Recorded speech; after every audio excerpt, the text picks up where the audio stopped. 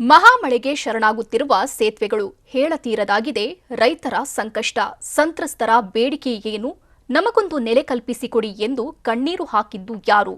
ನೋಡೋಣ ವರುಣ ಪ್ರತಾಪ ಎಕ್ಸ್‌ಪ್ರೆಸ್‌ನಲ್ಲಿ.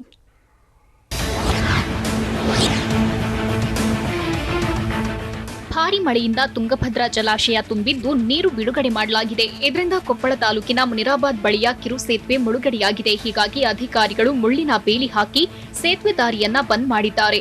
ಸೇತುವೆ ಬಂದ್ ಆಗಿದ್ರಿಂದ ಸ್ಥಳೀಯರು ಪರದಾಡುವಂತಾಗಿದೆ.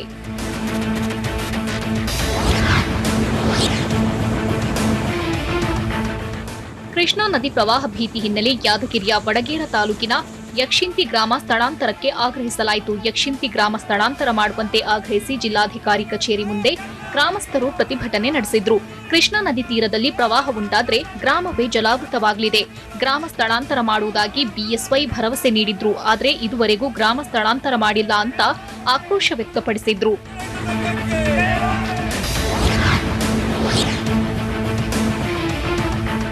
ಶಿವಮೊಗ್ಗ ಭದ್ರಾವತಿಯಲ್ಲಿ ಭದ್ರಾ ನದಿಯ ಪ್ರವಾಹದಿಂದ ಮನೆ ಜಲಾವೃತಗೊಂಡ ಕಾವಲಕುಂದಿಯ ನೆರೆ ಸಂತ್ರಸ್ತರಿಗೆ ಕಾಳಜಿ ಕೇಂದ್ರಗಳಲ್ಲಿ ಉಳಿದುಕೊಳ್ಳಲು ವ್ಯವಸ್ಥೆ ಮಾಡಲಾಗಿದೆ. ಆದರೆ ಸಂತ್ರಸ್ತರ ಅಳಲು ಹೇಳತೀರದಾಗಿದೆ. ಪ್ರತಿ ವರ್ಷ ಮಳೆಗಾಲದಲ್ಲಿ ನಮ್ಮ ಮನೆಗಳು ಮುಳುಗಡೆಯಾಗ್ತಿವೆ. ನಮ್ಮ ಮನೆಯಲ್ಲಿದ್ದ ಎಲ್ಲಾ ವಸ್ತುಗಳು ನೀರಿನಲ್ಲಿ ಮುಳುಗಿ ಹೋಗಿವೆ.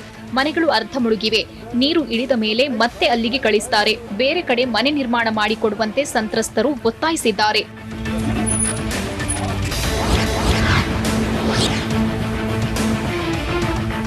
ಮಹಾರಾಷ್ಟ್ರ ಘಟ್ಟ ಪ್ರದೇಶದಲ್ಲಿ ಭಾರಿ ಮಳೆಯಾಗ್ತಿರೋದ್ರಿಂದ ವೇದ್ಗಂಗಾ, ದೂದ್ಗಂಗಾ, ಪಂಚಗಂಗಾ ಉಪನದಿಗಳಿಂದ ಕೃಷ್ಣಾ ನದಿ ತುಂಬಿ ಹರಿಯುತ್ತಿದೆ. ಇದರಿಂದ ಚಿಕ್ಕೋಡಿ ಉಪವಿಭಾಗದ 10 ಕೆಳ ಹಂತದ ಸೇತುವೆಗಳು ಜಲಾವೃತವಾಗಿವೆ. ಕೃಷ್ಣಾ ನದಿಗೆ ಅಡ್ಡಲಾಗಿ ನಿರ್ಮಿಸಿರುವ ಚಿಂಚಲಿ ರಾಯಭಾಗ ಸೇತುವೆಯು ಜಲಾವೃತವಾಗಿದೆ. ಸ್ಥಳೀಯರ ಸಂಚಾರಕ್ಕೆ ಅನಾನುಕೂಲವಾಗಿದೆ. ಅಲ್ಲದೆ ಕೃಷ್ಣಾ ನದಿ ಒಳಹರಿವು ಮತ್ತೆ 2 ಅಡಿ ಏರಿಕೆಯಾಗಿರುವ ಸಾಧ್ಯತೆ ಇರೋದ್ರಿಂದ ನದಿ ಪಾತ್ರದ ಜನರಲ್ಲಿ ಆತಂಕ ಮನೆ ಮಾಡಿದೆ.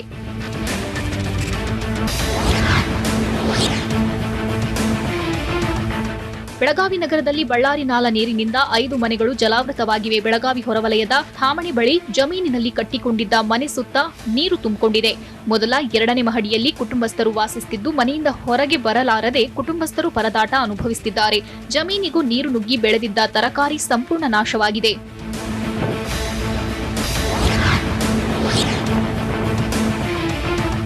ಉತ್ತರ ಕನ್ನಡ ಜಿಲ್ಲೆ ಮಲೆನಾಡು ಭಾಗದಲ್ಲಿ ವರುಣನ ಆರ್ಭಟ ಜೋರಾಗಿದೆ. ವರದಾ ನದಿ ಪ್ರವಾಹದಿಂದ ಅಡಿಕೆ, ಅನಾನಸ್ ತೋಟ, ಭತ್ತದ ಗದ್ದೆಗೆ ನುಗ್ಗಿದ ನದಿ ನೀರು ಅಪಾರ ಪ್ರಮಾಣದ ಬೆಳೆ ನಾಶ ಮಾಡಿದೆ. ಶಿರಸಿ ತಾಲೂಕಿನ ಬಾಸಿ ಗ್ರಾಮ ಪಂಚಾಯಿತಿ ವ್ಯಾಪ್ತಿಯ ಮೊಗಳ್ಳಿಯಲ್ಲಿ ನದಿಯಿಂದ ಪ್ರವಾಹ ಉಂಟಾಗಿ ಜಮೀನುಗಳಿಗೆ ನೀರು ನುಗ್ಗಿದೆ.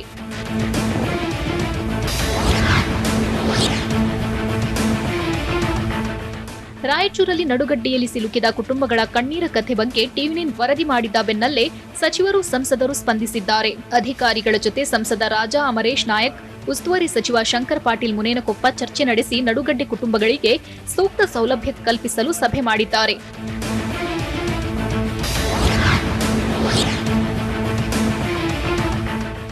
ರಾಯಚೂರಲ್ಲಿ ನಡುಗಡ್ಡೆಯಲ್ಲಿ ಸಿಲುಕಿದವರ ಸ್ಥಳಾಂತರಕ್ಕೆ ಕ್ರಮ ವಹಿಸಲಾಗಿದ್ದು, ಸ್ಥಳಾಂತರ ಪುನರ್ವಸತಿ ಯೋಜನೆಯಲ್ಲಿ ಶಿಫ್ಟಿಂಗ್ಗೆ ಸರ್ಕಾರ ಮುಂದಾಗಿದೆ.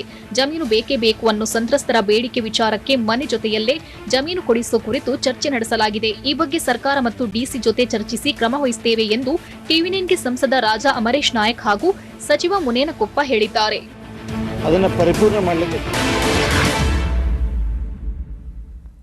ನೋಡ್ತಿದ್ದಂತೆ ಕುಸಿದು ಬೀಳ್ತಿವೆ ಮನೆಗಳು.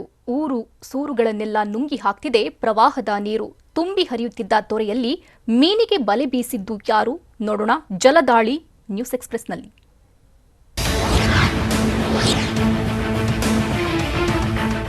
ಮಂಡ್ಯದ ಕೆಆರ್ಎಸ್ ಡ್ಯಾಂ ಹೊರಹರಿವು ಹೆಚ್ಚಳ ಹಿನ್ನೆಲೆಯಲ್ಲಿ ಕಾವೇರಿ ಕೊಳ್ಳದ ಜನರಲ್ಲಿ ಮತ್ತಷ್ಟು ಪ್ರವಾಹದ ಭೀತಿ ಹೆಚ್ಚಾಗಿದೆ. ಈಗಾಗಲೇ ಮಂಡ್ಯ ಜಿಲ್ಲೆ ಶ್ರೀರಂಗಪಟ್ಟಣದಲ್ಲಿರುವ ನಿಮಿಷಾಂಬ ದೇವಾಲಯದ ಸ್ನಾನಘಟ್ಟ ಸಂಪೂರ್ಣ ಮುಳುಗಡೆಯಾಗಿದೆ. ದೇವಾಲಯದ ಸ್ನಾನಘಟ್ಟ ಪಾರ್ಕಿಂಗ್ ಲಾಟ್ ಜಲಾವೃತವಾಗಿದ್ದು ಭಕ್ತರು ನದಿಗೆ ಇಳಿಯದಂತೆ ಬ್ಯಾರಿಕೇಡ್ ಹಾಕಲಾಗಿದೆ.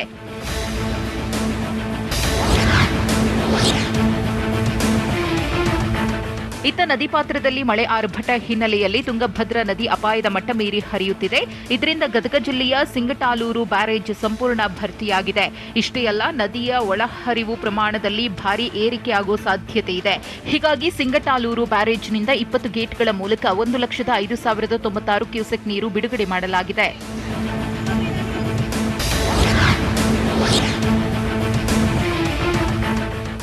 ಕೆಆರ್ಎಸ್ನಿಂದ ಅಧಿಕ ನೀರು ಹೊರಬಿಡುತ್ತಿರುವುದರಿಂದ ಚಾಮರಾಜನಗರ ಜಿಲ್ಲೆಯ ಕಾವೇರಿ ಕೊಳ್ಳದಲ್ಲಿ ಮತ್ತೆ ಪ್ರವಾಹದ ಭೀತಿ ಎದುರಾಗಿದೆ. ನಿನ್ನೆಯಷ್ಟೇ ಇಳಿಕೆಯಾಗಿದ್ದ ಕಾವೇರಿ ನದಿಯ ನೀರಿನ ಮಟ್ಟ ಮತ್ತೆ ಏರಿಕೆಯಾಗಿದೆ. ಸದ್ಯ ಕೊಳ್ಳೇಗಾಲ ತಾಲೂಕಿನ 10ಕ್ಕೂ ಹೆಚ್ಚು ಗ್ರಾಮಗಳಲ್ಲಿ ಜಮೀನುಗಳಿಗೆ ನೀರು ನುಗ್ಗಿದ್ದು, ಮತ್ತಷ್ಟು ನೀರಿನ ಪ್ರಮಾಣ ಏರಿಕೆಯಾದರೆ ನೂರಾರು ಎಕರೆ ಮುಳುಗಡೆಯಾಗುವ ಸಾಧ್ಯತೆ ಇದೆ. 500 ಎಕರೆಗೂ ಹೆಚ್ಚು ಭತ್ತ, ತೆಂಗು, ಬಾಳೆ, ಕಬ್ಬು, ಜೋಳ ಬೆಳೆ ಸರ್ವನಾಶ ಆಗಲಿದೆ.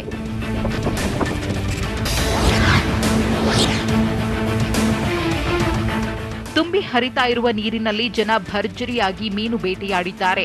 ಹಾಸನ ಜಿಲ್ಲೆ ಸಕಲೇಶಪುರ ತಾಲೂಕಿನ ಮಠಸಾಗರ ಗ್ರಾಮದ ಬಳಿಯ ತೊರೆಯಲ್ಲಿ ಮೀನು ಹಿಡಿಯಲು ಜನ ಮುಗಿಬಿದ್ದಿದ್ರು. ಹೊಸ ನೀರಿನಲ್ಲಿ ಮೀನು ಹೆಚ್ಚಿನ ಪ್ರಮಾಣದಲ್ಲಿ ಸಿಗುವ ಹಿನ್ನೆಲೆಯಲ್ಲಿ ಬಿದಿರಿನ ಕಡ್ಡಿಗಳಿಗೆ ಬಲೆ ಕಟ್ಟಿ ಮೀನು ಹಿಡಿದ್ರು. ವಿಶೇಷ ಅಂದ್ರೆ ಜನ ಬಗೆ ಬಗೆಯ ಬಲೆಗಳನ್ನ ಬಳಸಿ ಮೀನು ಹಿಡಿಯುವಲ್ಲಿ ಬ್ಯುಸಿಯಾಗಿದ್ರು.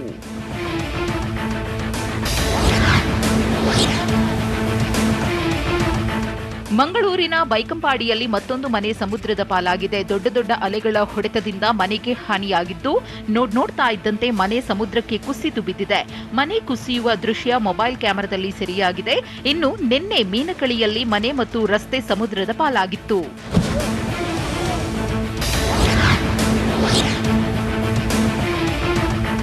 ಬೆಳಗಾವಿ ಜಿಲ್ಲೆಯಲ್ಲಿ ವರುಣಾರ್ಭಟ ಕಮ್ಮಿ ಆಗ್ತಾ ಇಲ್ಲ. ಇದರಿಂದ ಅವಾಂತರಗಳು ಕೂಡ ಹೆಚ್ಚಾಗ್ತಿವೆ. ಈ ನಡುವೆ ಭಾರೀ ಮಳೆಗೆ ಬೆಳಗಾವಿ ಜಿಲ್ಲೆಯ ಅಥಣಿ ತಾಲೂಕಿನ ಅಡಹಳ್ಳಿ ಗ್ರಾಮದಲ್ಲಿ ಮನೆಯ ಮೇಲ್ಛಾವಣಿ ಕುಸಿದಿದೆ. ಲಾಲ್ ಸಾಬ್ ಅವಟಿ ಎಂಬುವರ ಮನೆ ಇದಾಗಿದ್ದು, ಮೇಲ್ಛಾವಣಿ ಕುಸಿತದಿಂದ ಆತಂಕಗೊಂಡಿದ್ದಾರೆ. ಇನ್ನು ಘಟನೆಯಲ್ಲಿ ಯಾವುದೇ ಪ್ರಾಣಾಪಾಯ ಸಂಭವಿಸಿಲ್ಲ.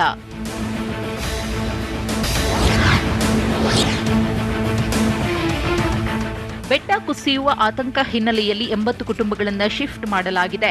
ಕೊಡಗು ಜಿಲ್ಲೆಯ ವಿರಾಜಪೇಟೆ ನಗರದಲ್ಲಿರುವ ಅಯ್ಯಪ್ಪ ಬೆಟ್ಟದಲ್ಲಿ ವಾಸಿಸುತ್ತಿದ್ದ 80 ಕುಟುಂಬಗಳು ಅಪಾಯದಂಚಿನಲ್ಲಿದ್ದರು. ಹೀಗಾಗಿ ಎಲ್ಲಾ 80 ಕುಟುಂಬಗಳನ್ನು ಕಾಳಜಿ ಕೇಂದ್ರಕ್ಕೆ ಸ್ಥಳಾಂತರಿಸಲಾಗಿದೆ. ಸದ್ಯ ಶಾಲೆಯ ಕಾಳಜಿ ಕೇಂದ್ರದಲ್ಲಿ 221 ಸಂತ್ರಸ್ತರಿಗೆ ಆಶ್ರಯ ಕೊಡಲಾಗಿದೆ.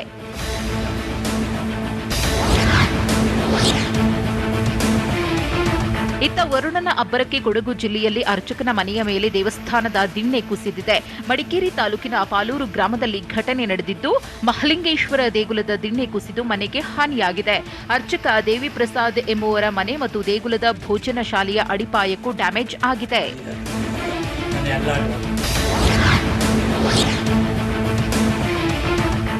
ಉಡುಪಿ ಜಿಲ್ಲೆಯಲ್ಲಿ ಮಳೆಯಿಂದ ಅಪಾರ ಪ್ರಮಾಣದ ಬೆಳೆ ಹಾನಿಯಾಗಿದೆ. ಬೈಂದೂರು ತಾಲೂಕಿನ ಸಾಲ್ಬುಡ ಸುತ್ತಮುತ್ತ ನೂರಾರು ಎಕರೆಯಲ್ಲಿ ಬೆಳೆದಿದ್ದ ಬೆಳೆ ನೀರು ಪಾಲಾಗಿದೆ. ಸದ್ಯ ಕೃಷಿ ಭೂಮಿಯಲ್ಲಿ ನೀರು ನಿಂತಿದ್ರಿಂದ ಬೆಳೆ ಕೊಳೆತು ಹೋಗುವ ಸಾಧ್ಯತೆ ಇದೆ. ಹೀಗಾಗಿ ಬೆಳೆ ಕಳೆದುಕೊಂಡಿರುವ ರೈತರು ಆತಂಕಗೊಂಡಿದ್ದು, ಸೂಕ್ತ ಪರಿಹಾರಕ್ಕಾಗಿ ಆಗ್ರಹಪಡಿಸುತ್ತಿದ್ದಾರೆ.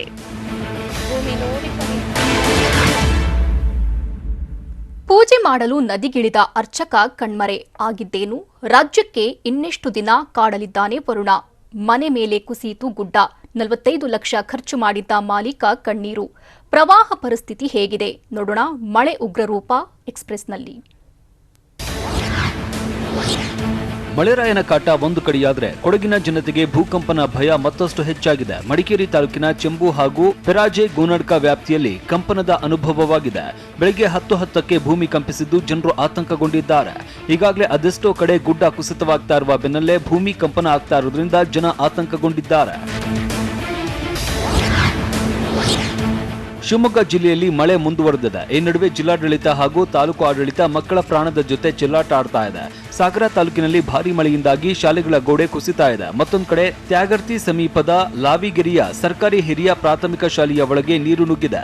ಮತ್ತೊಂದು ಕಡೆ ನೀರು ಹರಿತಾ ಇರುವ ಜಾಗದಲ್ಲೇ ಮಕ್ಕಳು ಶಾಲೆಗೆ ಬರ್ತಿದ್ದಾರೆ. ಇಲ್ಲಿನ ಶಾಲೆ ಮಕ್ಕಳು ಪ್ರತಿ ವರ್ಷ ಪರದಾಡುತ್ತಲೇ ಇದ್ದಾರೆ. ಹೇಗಿದ್ರೂ ಅಧಿಕಾರಿಗಳು ಶಾಲೆಗೆ ರಜೆನೂ ಕೊಡದೆ ಸಮಸ್ಯೆಗೆ ಬ್ರೇಕ್ ಕೂಡ ಹಾಕದೆ ನಿರ್ಲಕ್ಷ್ಯ ಮಾಡುತ್ತಿದ್ದಾರೆ. ಉತ್ತರ ಕನ್ನಡ ಜಿಲ್ಲೆಯಲ್ಲಿ ವರುಣನ ಆರ್ಭಟ ಜೋರಾಗಿದೆ. ಈ ನಡುವೆ ಭಟ್ಕಳ ತಾಲೂಕಿನ ಮುರುಡೇಶ್ವರದಲ್ಲಿ ಮೀನುಗಾರರಿಂದ ಸಮುದ್ರ ಪೂಜೆ ಮಾಡಲಾಗಿದೆ. ಈಶ್ವರನಿಗೆ ಪೂಜೆ ಸಲ್ಲಿಸಿದ ಬಳಿಕ ಕಡಲರಾಜನಿಗೆ ಪೂಜೆ ಸಲ್ಲಿಸಿದ್ದಾರೆ. ಅದು ಕೂಡ ಉತ್ತಮ ಮೀನುಗಾರಿಕೆ ಆಗುವಂತೆ ಮೀನುಗಾರರು ಪ್ರಾರ್ಥನೆ ಮಾಡಿದ್ದಾರೆ. ಇತ್ತ ರಾಯಚೂರಿನಲ್ಲಿ ಪ್ರವಾಹದ ಭೀತಿ ಹೆಚ್ಚಾಗಿದೆ. ಯಾಕಂದ್ರೆ ರಾಯಚೂರು ತಾಲೂಕಿನ ಬೆಚ್ಚಾಲಿಯ ರಾಯರ ಜಪದ ಕಟ್ಟೆ ಮುಳುಗಡೆಯಾಗಿದೆ. ಹೇಗಿದ್ರೂ ಆಳೆತ್ತರದ ಪ್ರವಾಹದ ಮಧ್ಯೆನೇ ಪೂಜೆ ಪುನಸ್ಕಾರ ಮಾಡಲಾಗಿದೆ. ತುಂಗಭದ್ರಾ ಡ್ಯಾಂನಿಂದ ಅಪಾರ ನೀರು ಬಿಡುಗಡೆ ಮಾಡ್ತಾ ಇರೋದ್ರಿಂದ ಪ್ರವಾಹ ಎದುರಾಗಿದ್ದು ಅರ್ಚಕರು ಪ್ರವಾಹದಲ್ಲೇ ತೆರಳಿ ಪೂಜೆ ನೆರವೇರಿಸುತ್ತಿದ್ದಾರೆ. ನೆರೆ ನಡುವೆನೂ ಪೂಜೆಗೆ ಹೋಗಿದ್ದ ಅರ್ಚಕ ತುಂಗಾಭದ್ರಾ ನದಿಯಲ್ಲಿ ಕೊಚ್ಚಿಕೊಂಡು ಹೋಗಿದ್ದಾರೆ. ರಾಯಚೂರು ಸಿಂಧನೂರು ತಾಲೂಕಿನ ಮುಕುಂದ ಗ್ರಾಮದಲ್ಲಿ ಘಟನೆ ನಡೆದಿದೆ. ಲಿಂಗಪ್ಪ ಪೂಜಾರ ಪ್ರವಾಹದಲ್ಲಿ ಕೊಚ್ಚಿ ಹೋದ ಅರ್ಚಕನಾಗಿದ್ದು, ನೆರೆ ನಡುವೆ ತುಂಗಾಭದ್ರಾ ನದಿಯ ದಡದಲ್ಲಿ ಇರುವ ಕರಿವೀರೇಶ್ವರ ದೇವಸ್ಥಾನದಲ್ಲಿ ಪೂಜೆಗೆ ತೆರಳಿದ್ರು. ಆದರೆ ನದಿಯಲ್ಲಿ ಸ್ನಾನಕ್ಕೆ ತೆರಳಿದ್ದ ವೇಳೆ ಅರ್ಚಕರು ನೀರು ಪಾಲಾಗಿದ್ದಾರೆ. ಆಗಾಗ ಸ್ವಲ್ಪ ಬಿಸಿಲು ಬರ್ತಾ ಇದೆ, ನಾಳೆ ವರುಣನ ಅಬ್ಬರ ಕಡಿಮೆ ಆಗಬಹುದು ಅಂತ ಥಿಂಕ್ ಮಾಡ್ತಾ ಇರುವವರು ಈ ಸ್ಟೋರಿಯನ್ನ ನೋಡಿ. ಯಾಕಂದ್ರೆ ಅರಬ್ಬಿ ಸಮುದ್ರದಲ್ಲಿ ಮೇಲ್ಮೈ ಸುಳಿಗಾಳಿ ಹಿನ್ನೆಲೆಯಲ್ಲಿ ರಾಜ್ಯದಲ್ಲಿ ಇನ್ನೂ 2 ದಿನ ಭಾರೀ ಮಳೆಯಾಗುವ ಸಾಧ್ಯತೆ ಇದೆ. ಗಾಳಿ ಸಹಿತ ಮಳೆಯಾಗುವ ಬಗ್ಗೆ ಹವಾಮಾನ ಇಲಾಖೆ ಎಚ್ಚರಿಕೆ ಕೊಟ್ಟಿದೆ. ಬೆಂಗಳೂರಲ್ಲಿ ಮೋಡ ಕವಿದ ವಾತಾವರಣ ಇರಲಿದ್ದು, ಕೆಲವೊಮ್ಮೆ ಭಾರೀ ಮಳೆಯಾಗುವ ಸಾಧ್ಯತೆ ಇದೆ. ಇನ್ನು ಈಗಾಗಲೇ ಕಂಗಾಲಾಗಿರುವ ಕರಾವಳಿಯ ಎಲ್ಲಾ ಜಿಲ್ಲೆಗಳಲ್ಲಿ ಆರೆಂಜ್ ಅಲರ್ಟ್ ಘೋಷಣೆ ಮಾಡಿ ಸಮುದ್ರಕ್ಕೆ ಇಳಿಯದಂತೆ ಮೀನುಗಾರರಿಗೆ ಸೂಚನೆ ಕೊಡಲಾಗಿದೆ. ಹೀಗೆ ದಕ್ಷಿಣ ಒಳನಾಡಿನಲ್ಲಿ ಇನ್ನೂ 2 ದಿನ ಮಳೆ ಆಗ್ತಾ ಇರೋದ್ರಿಂದ ದಕ್ಷಿಣ ಒಳನಾಡಿನಲ್ಲೂ ಆರೆಂಜ್ ಅಲರ್ಟ್ ನೀಡಿದ್ದಾರೆ. ಉತ್ತರ ಒಳನಾಡಿನಲ್ಲಿ ಯೆಲ್ಲೋ ಅಲರ್ಟ್ ಘೋಷಣೆ ಮಾಡಿದ್ರೆ ಬೆಳಗಾವಿ ಜಿಲ್ಲೆಯಲ್ಲಿ ಹೆಚ್ಚು ಮಳೆಯಾಗುವ ಸಾಧ್ಯತೆ ಇದೆ. ಭಾರೀ ಶಬ್ದದೊಂದಿಗೆ ಮನೆ ಮೇಲೆ ಗುಡ್ಡ ಕುಸಿದಿರುವ ಘಟನೆ ಚಿಕ್ಕಮಗಳೂರಿನ ಶೃಂಗೇರಿಯಲ್ಲಿ ನಡೆದಿದೆ. ರಾತ್ರಿ 12:30 ಸುಮಾರಿಗೆ ಏಕಾಏಕಿ ಮನೆ ಮೇಲೆ ಗುಡ್ಡ ಕುಸಿದಿದ್ದು, ಶಬ್ದ ಕೇಳಿಯೇ ಮನೆಯಿಂದ ಜನ ಹೊರ ಓಡೋಡಿ ಬಂದಿದ್ದಾರೆ. ಸದ್ಯ ಮನೆಯೊಳಗೆ ಹೊಳೆಯಂತೆ ಕೆಸರು ನೀರು ಹರಿತಾ ಇದೆ. ಇದರಿಂದ 45 ಲಕ್ಷ ಖರ್ಚು ಮಾಡಿ ಮನೆ ಕಟ್ಟಿಸಿದ್ದ ಸಾಹಿತಿ ಗಣೇಶ್ ಹೆಗಡೆ ಕಣ್ಣೀರು ಸುರಿಸ್ತಾ ಇದ್ದಾರೆ. ಈ ಅವಾಂತರಕ್ಕೆ ಅರಣ್ಯ ಇಲಾಖೆನೇ ಕಾರಣ ಅಂತ ಕಿಡಿಕಾರಿದ್ದಾರೆ. ಮಳೆ ಹಾಗೂ ಬಿರುಗಾಳಿಗೆ ಮನೆಯ ಮೇಲ್ಚಾವಣಿ ಹಾರಿ ಹೋಗಿದೆ. ಚಿಕ್ಕಮಗಳೂರು ಜಿಲ್ಲೆಯ ಮೂಡಿಗೆರೆ ತಾಲೂಕಿನ ಹೆಬ್ಬರಿಗೆ ಗ್ರಾಮದಲ್ಲಿ ಘಟನೆ ನಡೆದಿದ್ದು, ಮನೆ ಮಾಲೀಕ ಮಂಜುನಾಥ್ ಆತಂಕಗೊಂಡಿದ್ದಾರೆ. ಇನ್ನು ಕಳೆದ 2 ದಿನಗಳ ಹಿಂದೆ ವನಜಾಕ್ಷಿ ಎನ್ನುವವರ ಮನೆ ಮೇಲ್ಚಾವಣಿ ಹಾರಿ ಹೋಗಿತ್ತು. ಸದ್ಯ ಭಾರೀ ಮಳೆಯಿಂದಾಗಿ ಜನಜೀವನ ಸಂಪೂರ್ಣ ಅಸ್ತವ್ಯಸ್ತವಾಗಿದೆ.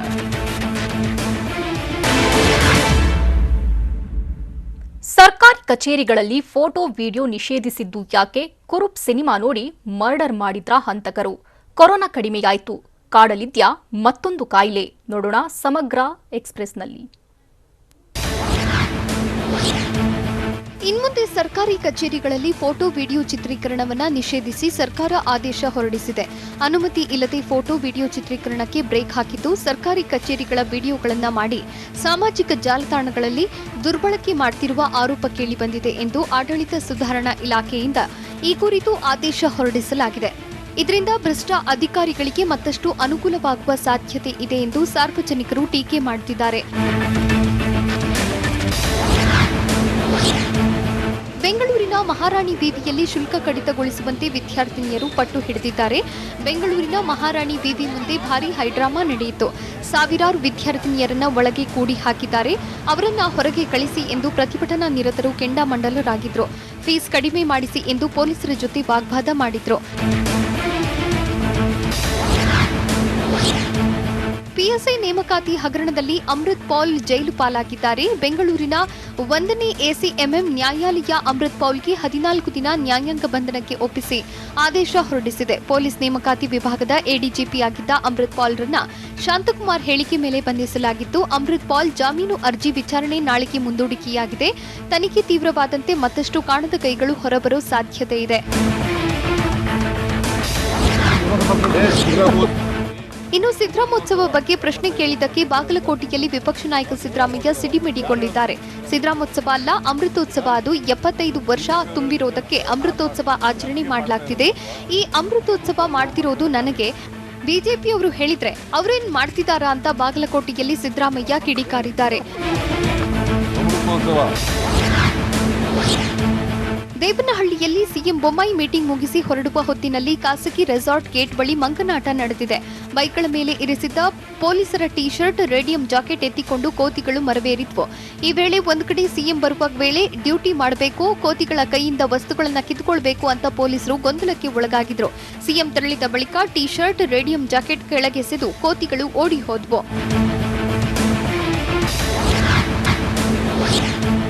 ಪ್ರಧಾನಿ ನರೇಂದ್ರ ಮೋದಿ ಹತ್ಯೆಗೆ ಸಂಚು ಆರೋಪ ಪ್ರಕರಣಕ್ಕೆ ಸಂಬಂಧಿಸಿದಂತೆ ಮತ್ತಿಬ್ಬರು ಆರೋಪಿಗಳನ್ನು ಪಾಟ್ನಾ ಪೊಲೀಸರು ಬಂಧಿಸಿದ್ದಾರೆ. ಪಾಕ್, ಬಾಂಗ್ಲಾ ಉಗ್ರ ಸಂಘಟನೆಗಳ ಜೊತೆ ಬಂಧಿತರಿಗೆ ನಂಟು ಹೊಂದಿದ್ದಾರೆಂದು ತಿಳಿದು ಬಂದಿದೆ. ಬಂಧಿತರ ಬಳಿ ವಿದೇಶಿ ಸಂಘಟನೆಗಳ ಫೋನ್ ನಂಬರ್ ಪತ್ತೆಯಾಗಿದ್ದು, ಭಾರತದಲ್ಲಿ ವ್ಯಾಪಕ ಹಿಂಸಾಚಾರ ನಡೆಸಲು ಷಡ್ಯಂತ್ರ ನಡೆಸಿದ್ರು ಎಂಬ ಮಾಹಿತಿ ಲಭ್ಯವಾಗಿದೆ.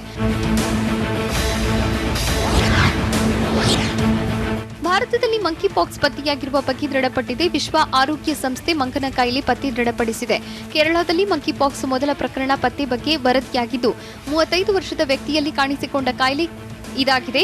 ಸೋಂಕಿತ ವ್ಯಕ್ತಿ ಮಧ್ಯಪ್ರಾಚ್ಯ ದೇಶದಿಂದ ಬಂದಿದ್ದ ಮಾಹಿತಿ ಸಿಕ್ಕಿದೆ. ಸಿದ್ದರಾಮಯ್ಯ ಕೊಟ್ಟ 2 ಲಕ್ಷ ಹಣವನ್ನ ಮಹಿಳೆ ಬಿಸಾಕಿದ್ದು ಯಾಕೆ? ಕಂತೆ ಕಂತೆ ಹಣ ಎಸೆದು ಆಕ್ರೋಶ ವ್ಯಕ್ತಪಡಿಸಿದ್ದು ಯಾಕೆ? ಸೈಲೆಂಟ್ ಆಗಿಯೇ ಡಿಕೆಶಿ ಕೊಟ್ಟ ತಿರುಗೇಟು ಹೇಗಿತ್ತು? ಸಿದ್ದರಾಮಯ್ಯ ಮಾಡಿದ ಆರೋಪವೇನು? ಇದೆಲ್ಲವನ್ನು ನೋಡೋಣ ಪರಿಹಾರ ಪೀಕಲಾಟ ಎಕ್ಸ್‌ಪ್ರೆಸ್‌ನಲ್ಲಿ. ಸಿದ್ದರಾಮಯ್ಯ ನೀಡಿದ್ದ ಪರಿಹಾರದ ಹಣವನ್ನ ಮಹಿಳೆ ಎಸೆದು ಆಕ್ರೋಶ ಹೊರಹಾಕಿದ್ದಾರೆ. ಅದು ಕೂಡ ಸಿದ್ದರಾಮಯ್ಯ ಹಣ ಕೊಟ್ಟು ಕಾರ್ನಲ್ಲಿ ಹೋಗ್ತಾ ಇದ್ದಂತೆ ಕೋಪಗೊಂಡ ಮಹಿಳೆ ಕಾರಿನ ಮೇಲೇನೆ 2 ಲಕ್ಷ ಹಣ ಬಿಸಾಡಿದ್ದಾಳೆ. ಇನ್ನು ಬಾಗಲಕೋಟೆ ಜಿಲ್ಲೆ ಬಾದಾಮಿ ತಾಲೂಕಿನ ಕೆರೂರಿನಲ್ಲಿ ಗುಂಪು ಘರ್ಷಣೆ ನಡೆದಿತ್ತು.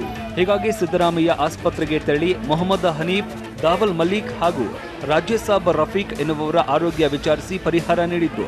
ಆದರೆ ಸಿದ್ದು ನೀಡಿದ ಹಣವನ್ನ ರಜ್ಮಾ ಎಂಬಾಕೆ ಬಿಸಾಡಿ ಕಿಡಿಕಾರಿದ್ದಾರೆ.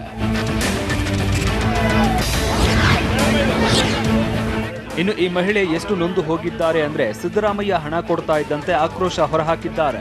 ನಮಗೆ ಹಣ ಬೇಡ, ನಮಗೆ ಶಾಂತಿ ಬೇಕು ಅಂತ ಕೂಗಾಡಿದ್ದಾಳೆ.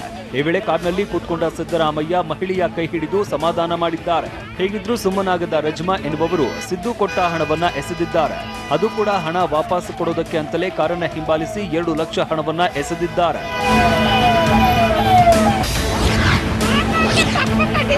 ಇನ್ನು ಟಿವಿ9 ಜೊತೆ ಮಾತನಾಡಿದ ಗಾಯಾಳು ರಫೀಕ್ ಸಹೋದರಿ ರಜ್ಮಾ, ನಮಗೆ ಜೀವ ಬೆದರಿಕೆ ಇದೆ, ನ್ಯಾಯ ಕೊಡಿಸಿ ಅಂತ ಗೋಳಾಡಿದ್ದಾರೆ.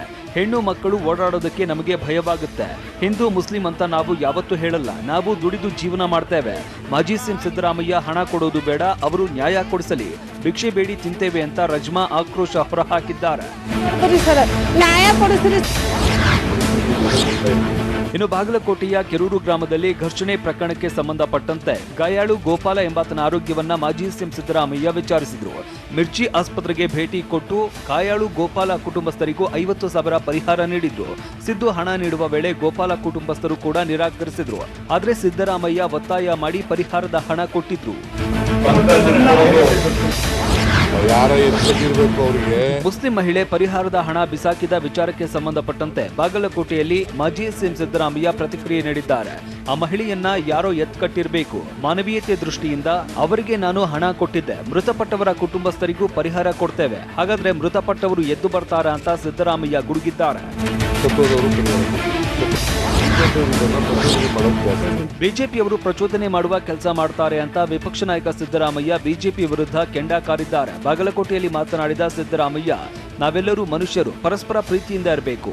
ಕಾನೂನು ಕೈಗೆತ್ತಿಕೊಂಡವರ ವಿರುದ್ಧ ಕ್ರಮ ಕೈಗೊಳ್ಳಬೇಕು. ಕಾನೂನು ಎಲ್ಲರಿಗೂ ಒಂದೇ, ತಪ್ಪಿತಸ್ಥರಿಗೆ ಶಿಕ್ಷೆ ಆಗಬೇಕು ಅಂತ ಸಿದ್ದರಾಮಯ್ಯ ಗುಡುಗಿದ್ದಾರೆ. ಕೆರೂರು ಗುಂಪು ಘರ್ಷಣೆ ವಿಚಾರ ತಣ್ಣಗಾಗಲಿ ಅಂತ ಬಂದಿರಲಿಲ್ಲ. ಇಂತಹ ಘಟನೆ ನಡೆಯಬಾರದು. ಕ್ರಮ ಕೈಗೊಳ್ಳುವಂತೆ ಪೊಲೀಸರಿಗೆ ಸೂಚಿಸಿದ್ದೇನೆ ಅಂತ ಬಾಗಲಕೋಟೆಯಲ್ಲಿ ಸಿದ್ದರಾಮಯ್ಯ ಹೇಳಿದ್ರು. ಕೆರೂರು ಗುಂಪು ಘರ್ಷಣೆ ಬಳಿಕ ಐಜಿಪಿ, ಎಸ್ಪಿ ಜೊತೆ ಸಂಪರ್ಕದಲ್ಲಿದ್ದೆ. ಬೆಂಕಿ ಹಚ್ಚುವ ಕೆಲಸ ಮಾಡಬಾರದು, ಶಮನಗೊಳಿಸೋದಕ್ಕೆ ಯತ್ನಿಸಬೇಕು. ಇಂತಹ ಘಟನೆ ನಡೆಯದಂತೆ ರಾಜಕಾರಣಿಗಳು ನೋಡ್ಕೊಳ್ಬೇಕು.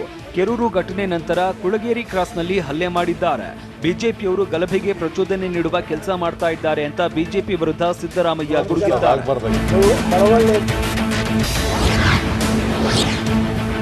ಇತ್ತ ಯಾರು ಶಾಂತಿ ಕದಡ್ತಾ ಇದ್ದಾರೋ ಅವರನ್ನೇ ಕೇಳಬೇಕು. ಸರ್ವ ಜನಾಂಗದ ಶಾಂತಿಯ ತೋಟ ನಮ್ಮದು ಅಂತ ಮೈಸೂರಲ್ಲಿ ಕೆಪಿಸಿಸಿ ಅಧ್ಯಕ್ಷ ಡಿಕೆ ಶಿವಕುಮಾರ್ ಕಿಡಿಕಾರಿದ್ದಾರೆ. ಮುಸ್ಲಿಂ ಮಹಿಳೆ ಪರಿಹಾರದ ಹಣ ಬಿಸಾಡಿದ ವಿಚಾರಕ್ಕೆ ಪ್ರತಿಕ್ರಿಯಿಸಿದ ಡಿಕೆಶಿ, ಯಾರು ಅರ್ಜಿ ಹಾಕಿ ಹುಟ್ಟಲ್ಲ, ಎಲ್ಲ ಭಗವಂತನ ಪ್ರೇರಣೆ. ಅವರು ರಕ್ಷಣೆ ಕೇಳೋದ್ರಲ್ಲಿ ತಪ್ಪಿಲ್ಲ ಅಂತ ಡಿಕೆಶಿ ಹೇಳಿದ್ದಾರೆ. ಸಿದ್ದರಾಮಯ್ಯ ನನ್ನನ್ನ ನೋಡೋದಕ್ಕೆ ಬರೋದು ಬೇಡ ಅಂದಿಲ್ಲ ಅಂತ ಕೆರೂರಿನಲ್ಲಿ ಗುಂಪು ಘರ್ಷಣೆಯ ಗಾಯಾಳು ಅರುಣಾ ಕಟ್ಟಿಮನಿ ಹೇಳಿಕೆ ನೀಡಿದ್ದಾರೆ. ನಿಮ್ಮನ್ನ ಭೇಟಿಯಾಗೋದಕ್ಕೆ ಬರ್ತಿದ್ದಾರೆ ಅಂತ ಸಿಪಿಐ ಹೇಳಿದ್ರು. ನನ್ನ ಮೇಲೆ ಹಲ್ಲೆ ಮಾಡಿದ 30 ಜನರನ್ನ ಮೊದಲು ಬಂಧಿಸಿ, 5 ಪೊಲೀಸರ ಕೈವಾಡವಿದೆ, ಅವರನ್ನ ಸಸ್ಪೆಂಡ್ ಮಾಡಿಸಿ, ಇದೆಲ್ಲ ಸರಿಪಡಿಸಿ ಮಾತನಾಡೋದಕ್ಕೆ ಬನ್ನಿ, ಅಲ್ಲಿವರೆಗೆ ಬರಬೇಡಿ ಅಂತ ಹೇಳಿದ್ದೀನಿ ಅಂತ ಸ್ಪಷ್ಟನೆ ನೀಡಿದ್ರು.